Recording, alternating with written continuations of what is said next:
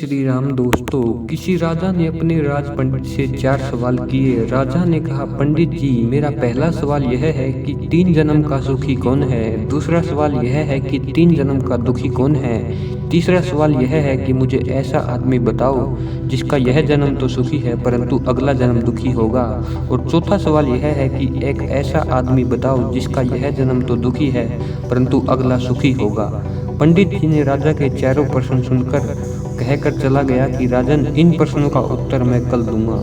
अगले दिन जब पंडित जी दरबार में हाजिर हुए तो राजा ने कहा, पंडित जी, मैंने आपसे 4 प्रश्न किए थे, मैं उनका जवाब चाहता हूँ। पंडित ने कहा, महाराज, मैं आपके चारों प्रश्नों के उत्तर लेके आया हूँ। राजा ने पूछा, मेरा पहला प्रश्न यह है कि 3 जन्म का दुखी कौन है। पंडित जी ने कहा, मैं अपने साथ एक साहूकार लेकर आया हूँ। वह सेठ बहुत दान पुण्य और परोपकार करता है, परोपकार के कामों में लीन रहता है। पंडित जी ने उस सेठ को राजा के सामने खड़ा करके कहा, महाराज, इस आदमी के तीनों जन्म सुखी है।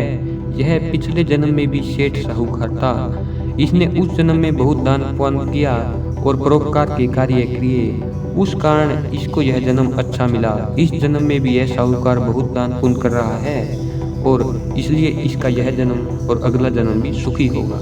बिल्कुल ठीक। अब राजा का दूसरा प्रश्न यह है कि 3 जन्म का दुखी कौन है।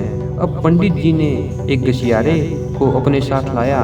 उसने राजा से कहा, आपके दूसरे प्रश्न का उत्तर यह गशियारा है।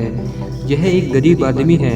इसने अपने पिछले जन्म में कुछ भी नहीं किया, इसलिए इसका पिछला जन्म इस जन्म जैसा दुखी था। अब यह घास खोदर कर उसको मुश्किल से बेचकर अपना गुजारा करता है। आगे के लिए न तो यह कोई दान पुण्य करता है और न ही अन्य परोपकार के कार्य करता है। इसको सत्संग और भजन करने की सोचने का भी समय नहीं है। यह अपना सारा समय पेट की भूख मिटाने के लिए बिताता है, इसलिए इसका अगला जन्म भी दुखी होगा।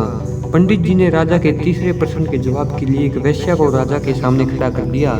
पंडित जी बोले, राजन, आपके तीसरे प्रश्न का जवाब यह था कि ऐसा आदमी मुझे बताओ जिसका यह जन्म तो सुखी है परंतु अगला जन्म दुखी होगा।